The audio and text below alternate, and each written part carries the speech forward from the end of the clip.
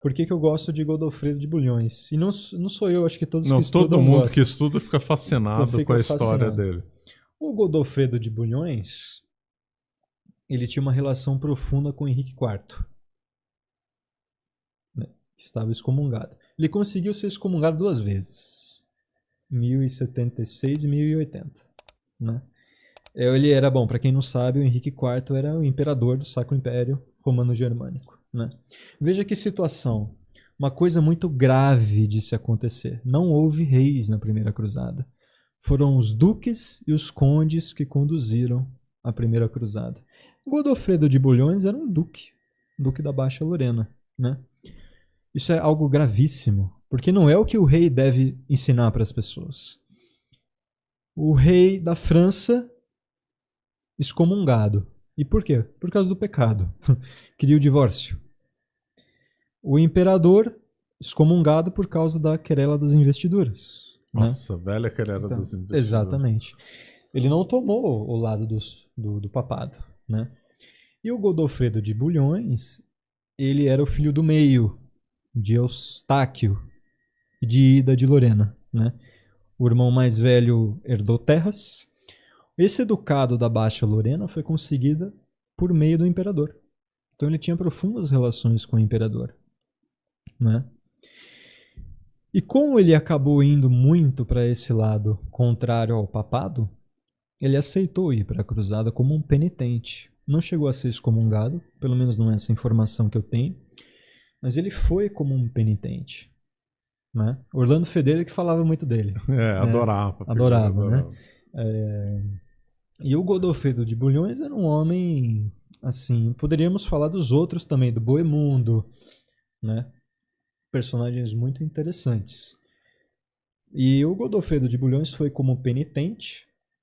Ele era um homem diferenciado por ser forte fisicamente. Muito forte, né? Extremamente habilidoso militarmente, mas o mais importante, penitente. Isso é o mais importante. Era de uma humildade muito grande, o Godofredo de Bulhões, né? Evidentemente que para quem é católico, né, não se pode concordar com a questão proposta pelo imperador, né? Mas ele foi para a cruzada como um penitente. Aí nós até podemos contar algumas histórias dele, né? Ele teve o privilégio de invadir Jerusalém pela primeira vez, com aquelas torres de assalto, torres móveis, né? Raimundo de Toulouse tinha uma e ele tinha uma outra, mas ele foi o primeiro a entrar em Jerusalém, né? E vai acontecer aquele massacre, mas nós não podemos elogiar tudo, né? Tudo. Teve abuso. Teve Toda abuso. guerra tem abuso. É difícil ter, a um lado, ter o monopólio da violência e do abuso, mas ali houve, né? O que me parece é que Godofredo não participou do massacre que houve ali, logo depois da entrada, né? Em Jerusalém. E ele, uma vez, né? Eu acho que o senhor conhece essa história. Várias pessoas já contaram isso. Os emires vieram ter uma conferência com ele e encontraram o Godofredo sentado no chão dentro de uma barraca, né? Ali, sentado lá, e ele respondia a todos, né? Com paciência. Uma coisa era ele em cima de um cavalo, no campo de batalha, fazendo o que era necessário para um nobre, né? Outra era na diplomacia, né? Mas como é que um homem que conquistou, né, o Oriente, na Terra Santa, fica sentado no chão, os emires, né? Aí ele falou assim, bom, eu vim da Terra e para a Terra eu vou voltar, por que a Terra não pode ser o meu trono? Né? Daí ele falou assim, eu não estou sentado no chão, estou sentado sobre o globo. Então era um homem que via nas coisas pequenas, que via as coisas pequenas do cume da verdade. Né? Isso era Godofredo de Bulhões. Né? E daí ele dizia outra coisa, né? Porque ele recusou. Recusou ser coroado rei. Ele recusou. Diferente do Frederico II. Ele recusou o reinado em Jerusalém. Foi oferecido a ele depois de uma conferência, né? Ele vai recusar. Depois é o irmão dele, o Balduíno, quem vai aceitar ser o primeiro rei. ele aceitou ficar com o título de protetor do Santo Sepulcro. Ele aceitou esse título, Advocatus Sancti Petri, né? Ele dizia assim, eu não posso usar, não nessas palavras, né? Mas é o que se queria dizer com isso. Eu não posso usar uma coroa de ouro onde Nosso Senhor usou uma coroa de espinhos. Claro. Espetacular isso aí, né? Espetacular, né? A posição dele. E assim, mas não foi aí. Só isso. Ele não só teve o privilégio de reconquistar Jerusalém, como ele ainda garantiu a reconquista, porque um mês depois ele foi batalhar de novo. Batalha de Ascalon. Ascalon, né? Falando no português. Coisa de mais ou menos um mês depois ele venceu os fatímidas do Egito, porque vieram para tentar retomar Jerusalém. Reforço, né? Então ele venceu em Jerusalém e venceu em Ascalon. Só que em 1100 ele vai falecer. Então ele não... Assim, o que nós sabemos dele, sobretudo, aconteceu durante esse período, né?